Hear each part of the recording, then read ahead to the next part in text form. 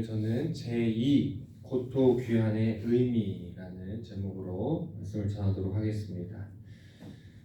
우리가 방금 읽은 이 말씀 본문에는 명단이 소개되면서 시작이 되고 있는데, 이 에스라의 제2 고토 귀환 명단에는 특별한 이렇게 기술되는 이유가 있다는 것입니다.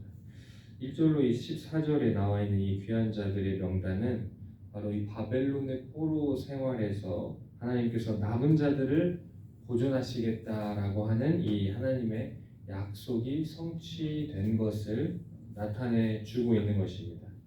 또 이 에스라 2장에서는 그 스룹바벨이 이끄는 1차 귀한 그 명단에 대한 족보가 나오고 있는데, 이 2차 고토 귀환에도 이렇게 족보를 기술함으로써 이 스룹바벨과 함께 귀환한 1차 그 명단과 그것에 이어서 또 이렇게 동질성을 가진 그런 2차 고토 귀환이 된다라는 것을 또 보여주고 있는 것입니다. 둘째로는 이 에스라의 제2차 고토 귀환은 꼭 필요한 그 고토 귀환이었다는 것입니다. 1차 귀환자들이 이 약속의 땅에 다시 정착하고 그곳에 그 성전을 지으면서 어려운 또 환경과 또 극심한 주변 지역의 반대 속에서 어렵게 성전을 재건을 하게 되었습니다.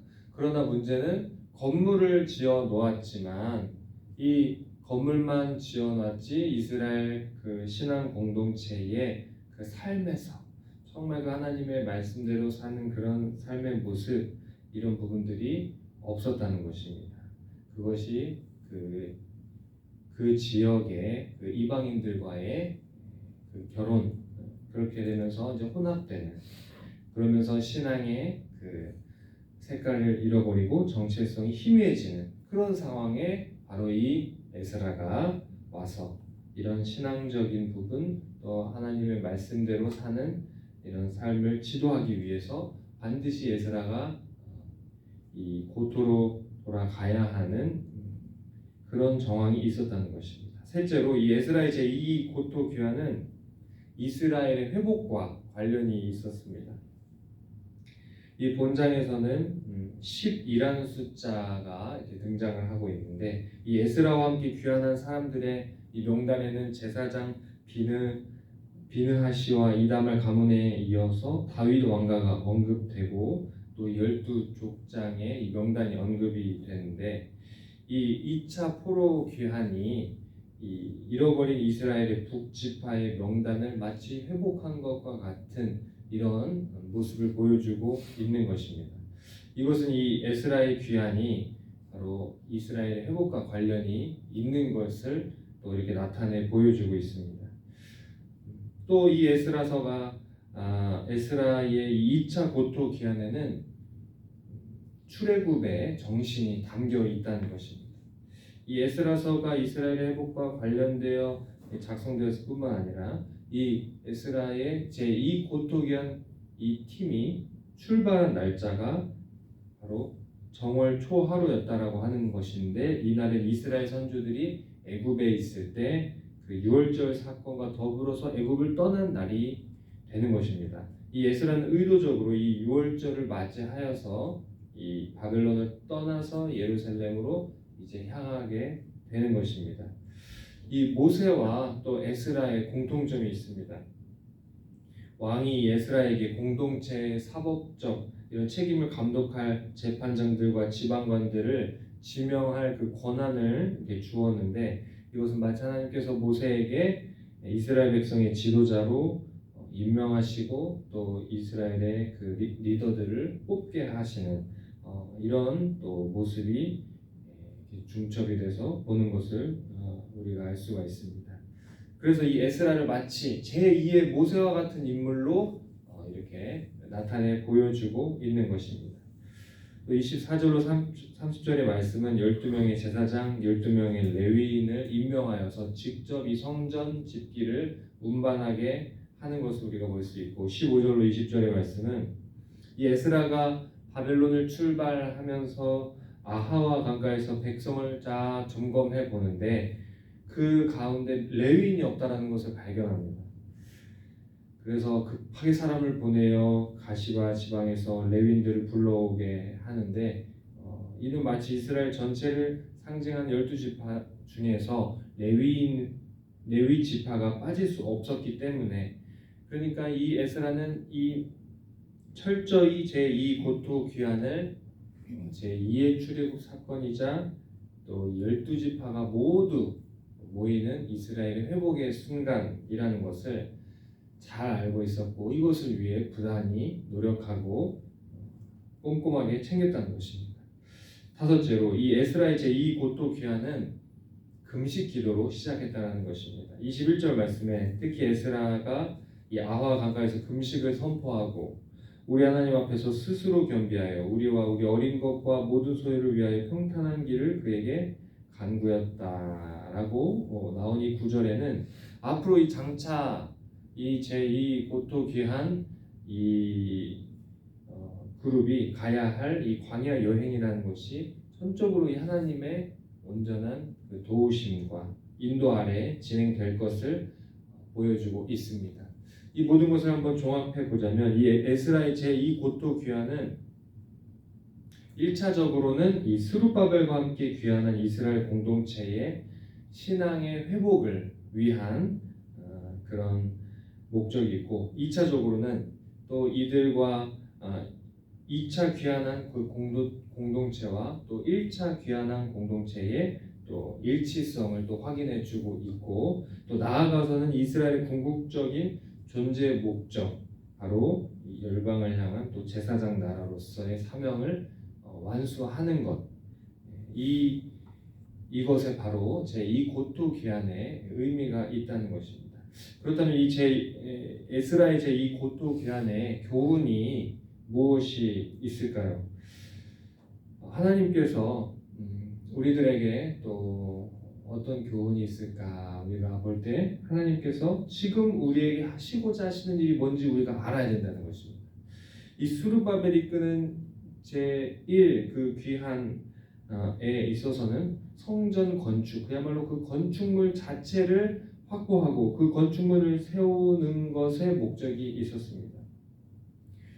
비록 건축물은 세우고 개척자의 정신으로 다시금 모든 그 터전을 닦아 놓았지만 그 신앙, 마음의 그 신앙적인 부분은 미처 그것을 챙기지 못하고 또 이방인들과 이렇게 혼합되는 그런 상황들이 발생했지만, 비록 이렇게 신앙적인 부분을 세우지 못했다 할지라도 그 건물을 세운 그 자체는 사실 그 자체로도 의미가 있다는 것입니다. 그러니까 이 스룹바벨 성전을 지었던 그 1차 그룹이 가서 성전을 짓고 신앙적인 부분은 좀 미흡했다고 해서 그러면 그 1차 귀환했던 것이 실패냐? 그것은 아니라는 것입니다.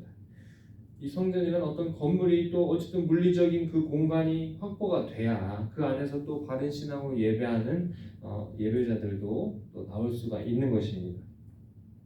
이 개혁이라는 것은 항상 완벽하게 해낼 수가 없고 그냥 그 시대의 요구에 따라서, 시대의 그 필요에 따라서 그것을 감당해 나가는 건데, 그 이후에 또 발생한 어떤 문제들에 대해서는 또 불가피하게 그 다음에 또 하나님이 일으키시는 사람들을 통해서 또 미흡한 부분들이 또 개혁이 되고 보완이 되고 수정이 되고 다듬어지고 성숙해져 가는 것입니다. 이 스룹바벨은 스룹바벨대로 그 나름대로의 그 역사적 사명을 잘 감당한 것이고, 이 에스라는 또 에스라로서의 그 사명을 다 한 것입니다.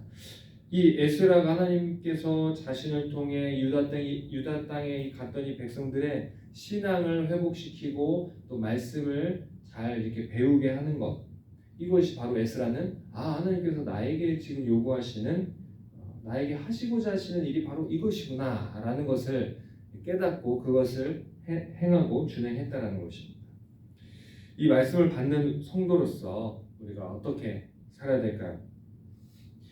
우리 신앙과 우리 공동체가 마치 왕 같은 제사장의 그 직분을 또 그 역할을 잘 감당해야 될 텐데, 이를 위해서는 우리가 무엇을 해야 될까요? 우리에게는 책임지는 행동이 필요합니다.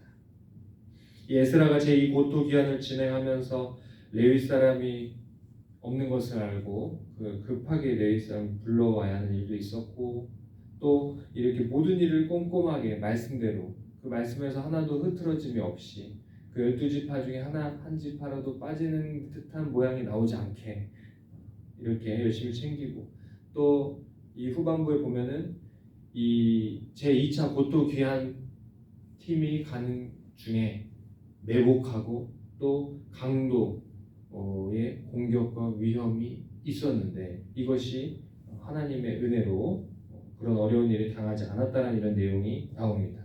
그러니까 이 에스라가 제2 고토 귀환을 하면서 굉장히 많은 노력과 또 그 책임을 다하기 위해서 엄청난 노력을 했다는 것입니다.